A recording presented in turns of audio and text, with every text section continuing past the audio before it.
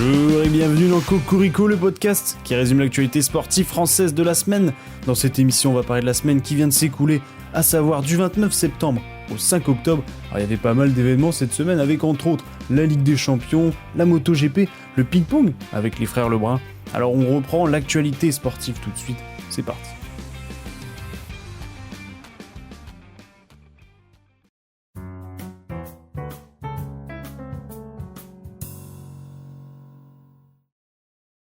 La Ligue des Champions cette semaine a réservé tant de surprises, en commençant par Brest mardi, qui a écrasé Salzbourg en Autriche. Et oui, Brest. Victoire 4-0, 2 victoires en 2 matchs pour Brest. Paris au soir n'a rien pu faire à Arsenal, défaite 2-0. Monaco a joué sur un terrain inondé à Zagreb. Le club croate ouvre le score juste avant la mi-temps et les commentaires sont fous.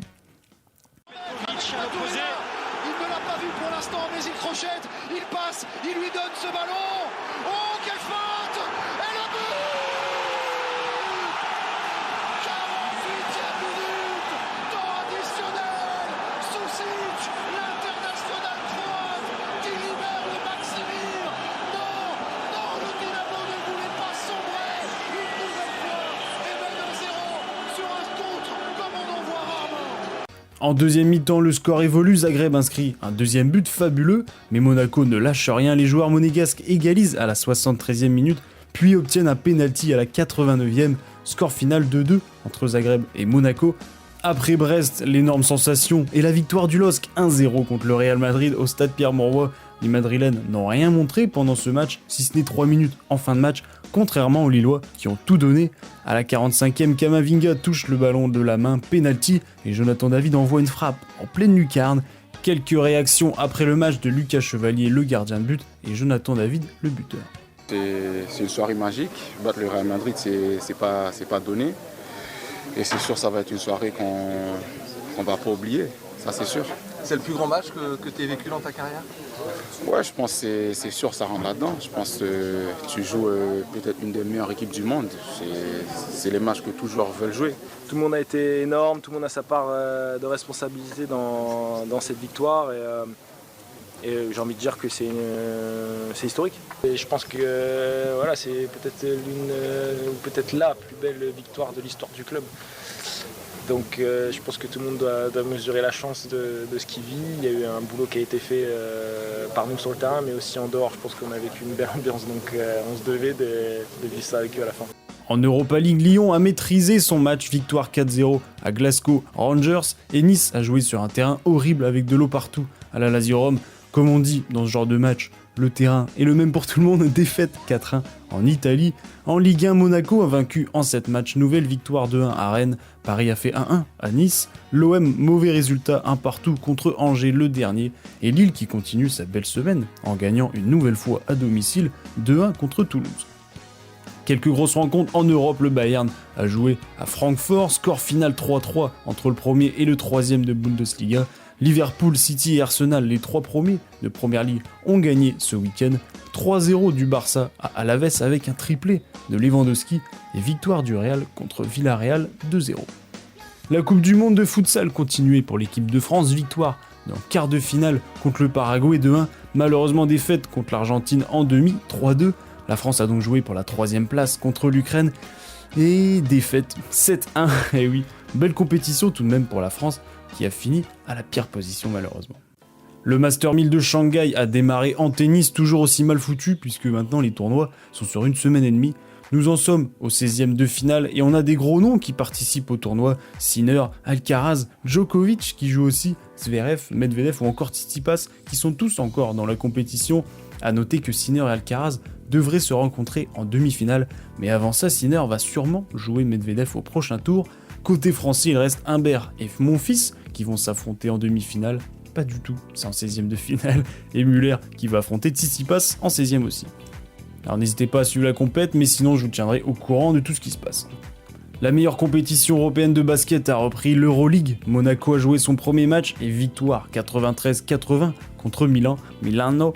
Lyon s'est incliné 89-82 à Maccabi Tel Aviv. Et Paris Basket s'est incliné à domicile 77-80 contre Belgrade.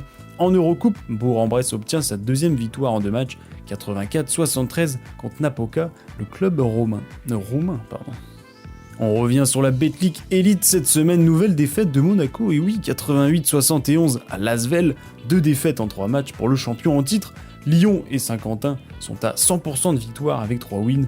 Paris a gagné 84-75 contre La Rochelle, et Bourg-en-Bresse, victoire facile à Nanterre, 61-86. Grosse victoire de Cholet également, c'est rare quand ça passe les 100 points, donc faut le dire, 106-74 contre Gravelines.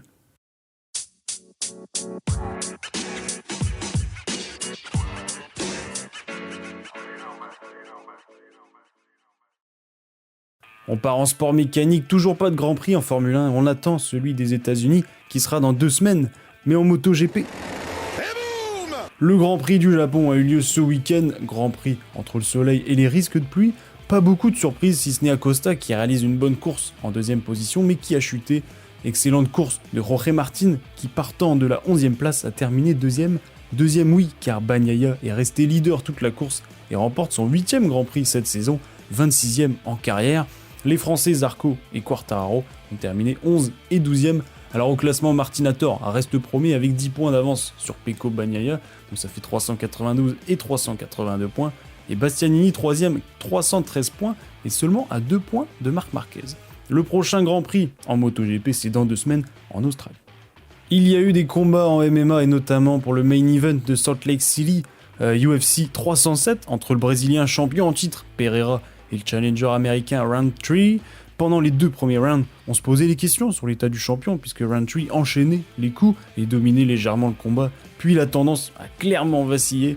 L'Américain a commencé à fatiguer et à perdre en intensité. On comprend que c'est la stratégie en fait du champion qui a attendu et qui a usé l'adversaire. Et au 4e round, le Brésilien l'enchaîne, Roundtree tombe, fin du combat par KO. Le Brésilien reste donc champion en titre du heavyweight. En top 14, le Stade Toulousain enchaîne une 2e défaite de suite, 28-23 à Castres. Bordeaux leader est allé gagner 4 minutes avant la fin du match à Avignon, 30-27. Le Stade Rochelais 2e a gagné 43-22 à Lyon.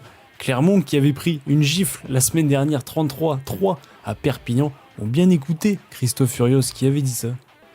Aujourd'hui on a pris une branlée, donc quand tu prends une branlée, tu la fermes, tu te remets au travail dès mardi et tu prépares le match après. Puisqu'ils ont gagné ce week-end 19-18 contre Toulon. Je vous en parlais en intro avec les frères Lebrun, cette semaine continuait la WTT China Smash à Beijing, donc à Pékin. Félix Lebrun était le dernier français en lice en individuel. Il jouait contre le chinois Xiang Pang en 8e de finale. Gros match avec de beaux échanges entre les deux, mais défaite 3-1 contre le 68e mondial qui a joué un énorme match. Mais il restait le double avec les frères Lebrun. Ils ont battu les Japonais en quart 3-1, même équipe qu'ils avaient battue. Je ne sais pas si vous vous rappelez, pour la médaille de bronze par équipe au JO. Alors beau souvenir pour les Lebrun. En demi, ils ont affronté 2 Chinois avec le numéro 1 et numéro 4 mondial. Après un 3-11 au premier set, les Français se réveillent mais n'arrivent pas à prendre ce set. Défaite 11-3, 11-9, 14-12, méritée pour les Chinois, mais bien battue pour les Français.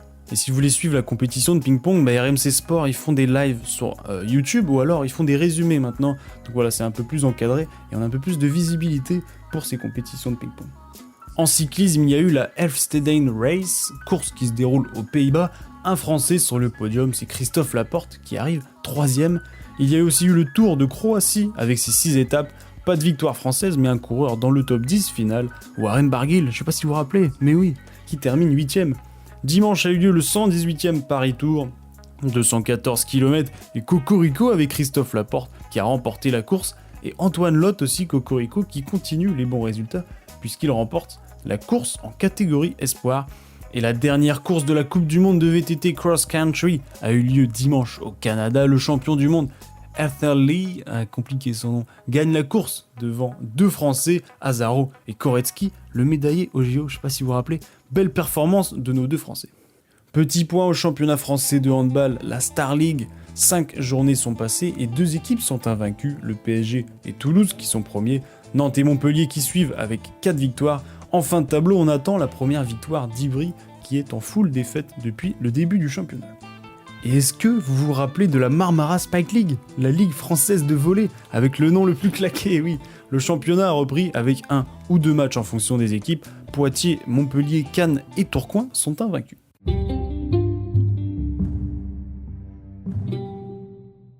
On termine avec la meilleure partie, les infos rapides. Carvajal, le joueur du Real Madrid, s'est blessé pendant la victoire de la Real Sociedad.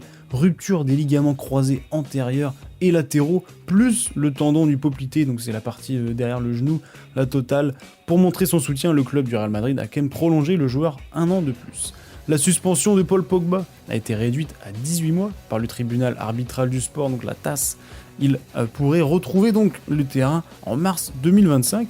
Stan Wawrinka, après sa victoire contre le français Péricard au Master 1000 de Shanghai, devient le joueur le plus âgé à gagner un match en Master 1000. Il continue de nous surprendre, il est fou. Le Bayern Munich est invaincu depuis 41 matchs en phase de poule de Ligue des Champions, un record. La dernière défaite remonte à 2017. La pré-saison de NBA a commencé et la saison régulière commencera le 22 octobre. Et on termine sur de la rigolade, bah oui. Mythique interview en anglais d'un supporter français. Profitez. Hi, how are you? Je suis français. But how are you? Can you speak in English? Thank you very much. Why are you here tonight? Très bien. Respect du haut anglais. Adversaire très fort et très respectable sur le terrain. Why do you think that Giroud is the best French player? Yes, he's a Giroud. Last question, do you know who is the English Prime Minister? Yes, I am.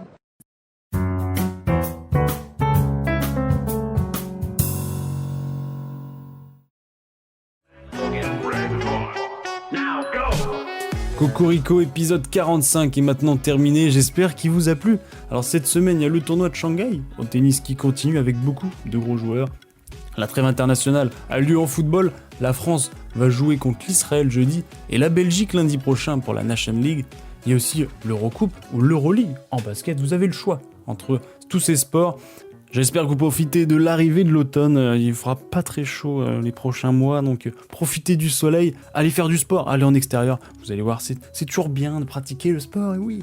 N'oubliez pas de liker la vidéo si vous voulez, si vous l'avez aimé, partagez-la, ça c'est le plus important, parce qu'il n'y a vraiment pas beaucoup de visibilité. Voilà, je vous souhaite une bonne journée, une bonne soirée, une bonne ce que vous voulez, et au revoir.